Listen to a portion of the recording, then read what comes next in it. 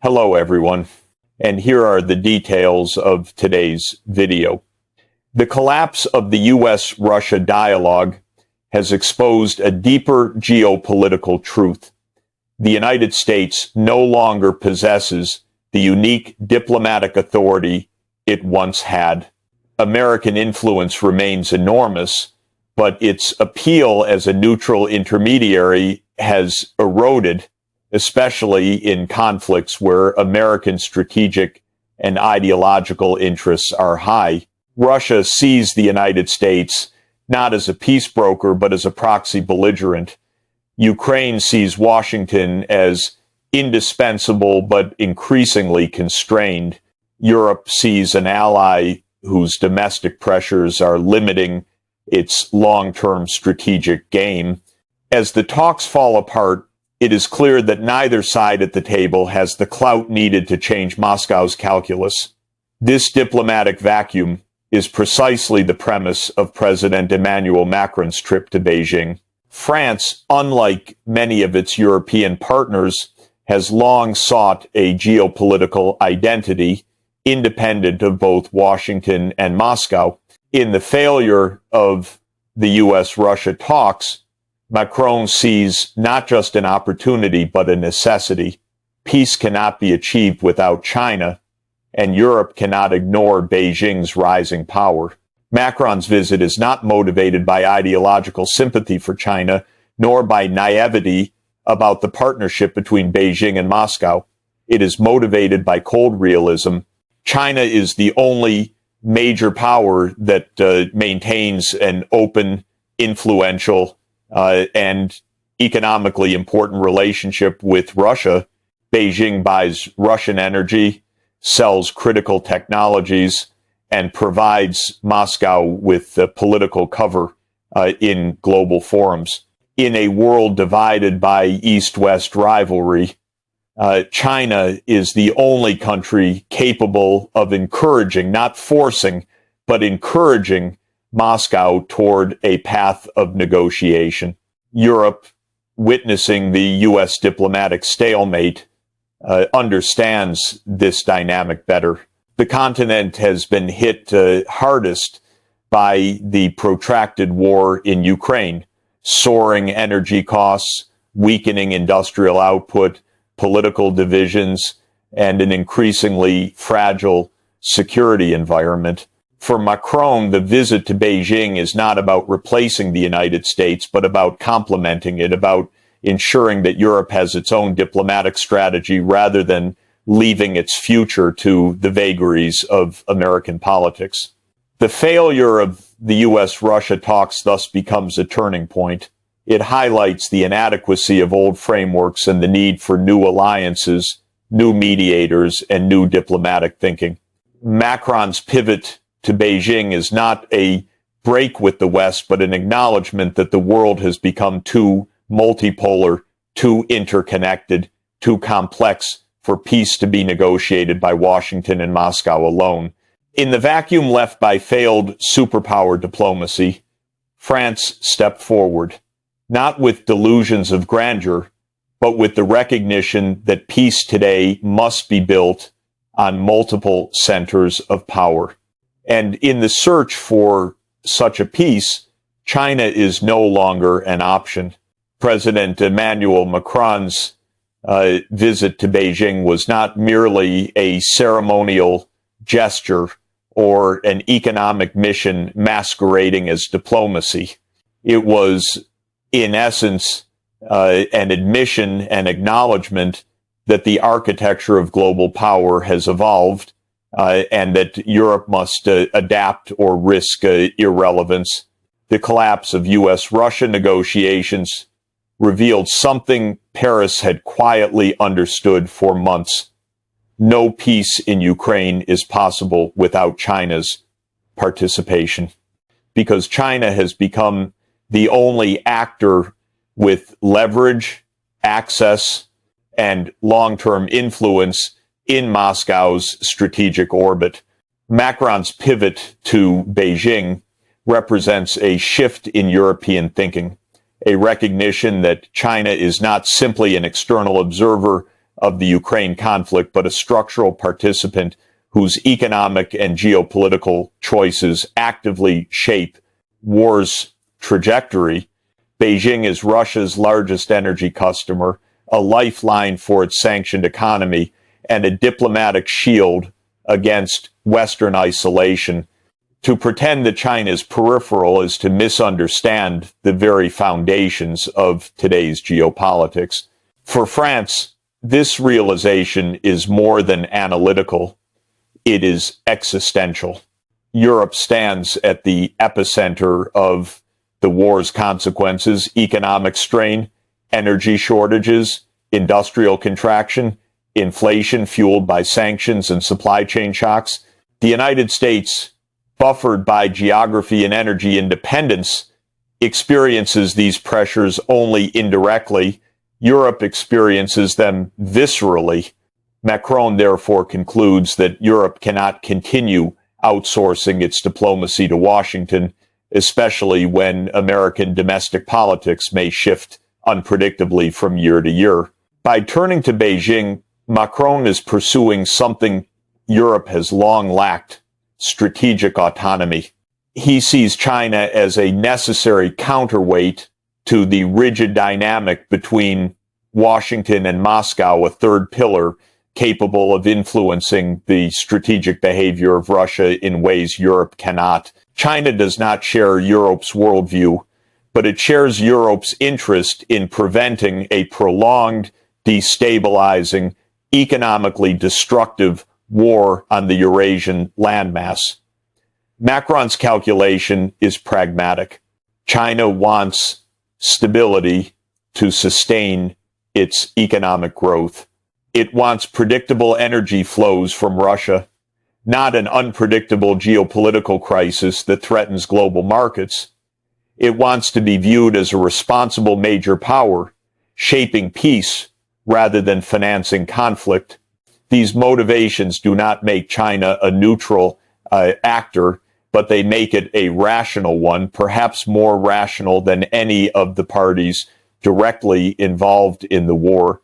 The French president's approach also reflects a broader European anxiety, the fear that China's support for Russia may calcify into a long-term geopolitical alignment that sidelines Europe entirely. If Europe does not engage with China now, it risks losing any remaining influence over the diplomatic future of the war. Thus, Macron seeks dialogue not as appeasement, but as necessity, in an attempt to prevent a Moscow-Beijing axis from becoming an irreversible geopolitical reality. In Beijing, Macron is not asking China to abandon Russia.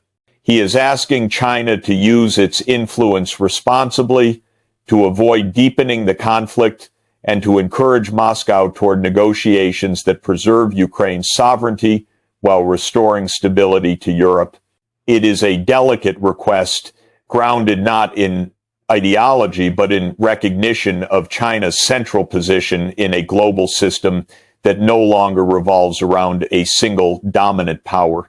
Macron's pivot to China is therefore not a retreat from the West, but an evolution beyond it.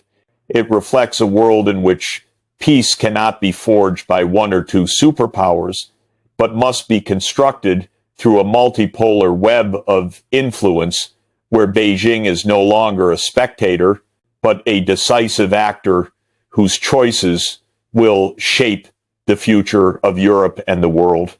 Behind the diplomatic courtesies and ceremonial optics of Macron's visit to Beijing lies a strategic calculation both subtle and unmistakable. France did not travel to China merely to discuss trade or cultural exchange. It went with a deeper geopolitical intention to persuade China not to tilt decisively toward Moscow, not to provide Russia with the additional leverage, technology, or political backing that could prolong the war in Ukraine and render negotiations impossible. The logic is straightforward. If Russia feels economically secure, diplomatically shielded, and strategically supported by China, it has little reason to compromise. The Kremlin would interpret such backing as validation of its resilience and justification for its long-term strategy of attrition. But if China remains ambiguous, supportive enough to maintain its partnership with Moscow, yet cautious enough not to embolden it, the conditions for a diplomatic settlement remain alive. This is the essence of France's quiet mission, to turn China into a stabilizing actor, not an accelerant. Macron understands that China is uniquely positioned to shape Russia's calculations. No Western nation possesses comparable access to Moscow, and no other major power buys Russian energy at such scale or provides such significant technological and industrial lifelines. China's choices on energy, trade, finance, and diplomacy can determine whether Russia perceives negotiation as an option or an unnecessary concession. France also recognizes that China does not want a permanently weakened or isolated Russia. Beijing sees Moscow as a strategic counterweight to Western influence, a partner in maintaining a multipolar international order. But China equally does not want a long, uncontrolled conflict in Europe, a conflict that disrupts global markets, destabilizes Eurasia, and complicates China's own priorities. This duality gives France room to maneuver. Macron's approach is to emphasize shared interests rather than ideological alignment. The question confronting the world is no longer simply how this war will end, but who will shape the peace. The United States and Russia have reached a diplomatic deadlock. Europe lacks the military leverage to impose terms. China alone possesses influence neither side can ignore. In this complex geometry of power, France positions itself as the architect of a new equilibrium, a mediator between a declining unipolar world and a rising multipolar one. Macron's pivot to Beijing signals that the future of geopolitics will be defined not by confrontation, but by the difficult work of balancing great powers in a fragile and interdependent world. Whether this strategy succeeds remains uncertain. Macron's mission is therefore both defensive and aspirational. He seeks to protect Europe from economic fragmentation while simultaneously placing France at the forefront of a more autonomous European foreign policy. His strategy acknowledges that Europe cannot isolate China, nor can it afford to be isolated from China. Instead, Europe must cultivate a relationship that preserves stability and encourages cooperation even amid geopolitical tensions. This economic interdependence shapes the diplomatic logic.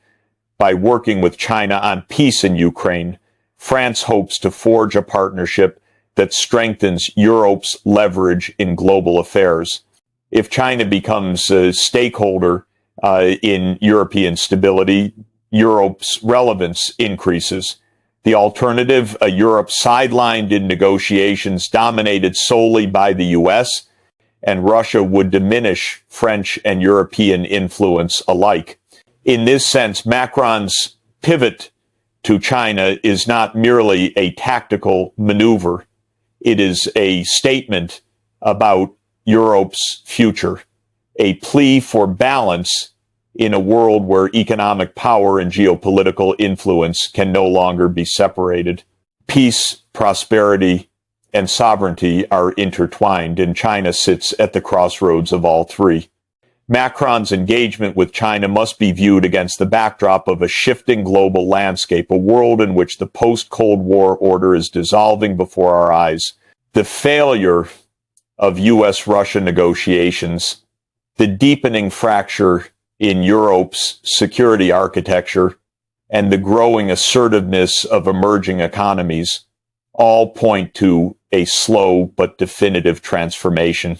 The end of Western primacy and the rise of a more distributed, multipolar system in this emerging world, China is no longer simply a large economy or an influential regional power. It has become a central node in global diplomacy, trade, technology, and energy flows. An actor whose preferences shape the trajectory of major conflicts, including the war in Ukraine. By courting Beijing, Macron acknowledges this reality. The world's centers of influence have multiplied, and Europe must engage with all of them if it wishes to remain relevant. France's ambition, however, is broader than crisis management. Macron envisions Europe as a sovereign geopolitical actor, neither subordinate to Washington nor in opposition to it. The Ukraine war has revealed both the strength and fragility of Western unity.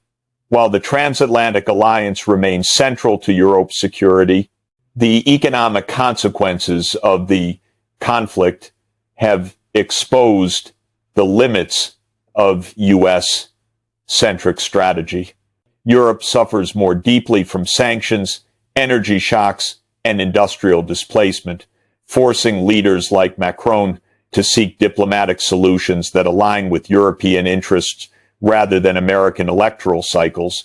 China plays a decisive part in this vision. By engaging Beijing on Ukraine, Macron hopes to reposition Europe as a bridge between geopolitical blocs capable of influencing both East and West. This balancing act is not driven by romantic idealism. It is rooted in the pragmatic recognition that Europe's prosperity and its political autonomy depend on maintaining stable relations with both Washington and Beijing. At the same time, Macron understands that China's leverage over Russia is not unlimited and its intentions are not purely altruistic. Beijing aims to shape a world less dominated by Western institutions, one in which its economic power translates into diplomatic influence. Yet this does not make China inherently adversarial to peace. On the contrary, China has much to lose from instability, global markets, energy prices, and regional cohesion all matter deeply to Beijing's economic model. This overlap of interests, however delicate, gives France room to maneuver. By appealing to China as a responsible stakeholder, Macron is attempting to bind Beijing to a peace process in which its reputation and economic interests are at stake. If China endorses a negotiated settlement or even nudges Russia in that direction, the global perception of Chinese leadership will shift, and Europe will be seen as the catalyst for that shift. Ultimately, the stakes of Macron's diplomacy reach far beyond Ukraine. The question confronting the world is no longer simply how this war will end, but who will shape the peace. The United States and Russia have reached a diplomatic deadlock. Europe lacks the military leverage to impose terms. China alone possesses influence. Neither side can ignore. In this complex geometry of power, France positions itself as the architect of a new equilibrium, a mediator between a declining unipolar world and a rising multipolar one. Macron's pivot to Beijing signals that the future of geopolitics will be defined not by confrontation, but by the difficult work of balancing great powers in a fragile and interdependent world. Whether this strategy succeeds remains uncertain, but it marks the beginning of a profound transformation in European foreign policy and a recognition that peace in the 21st century must be built through partnerships that span continents, cultures, and competing visions of global order.